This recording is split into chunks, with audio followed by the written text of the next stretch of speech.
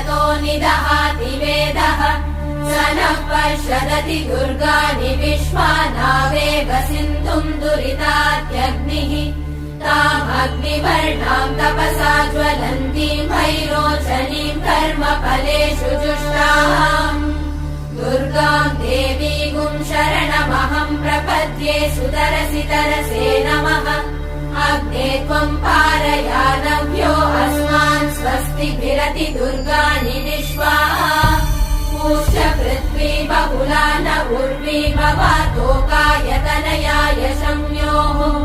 विश्वानि नो दुर्गः जातवेदः सिन्धुन्न नावा दुरितातिवर्षि अग्ने अत्रिवन्मनसा गृह्णामि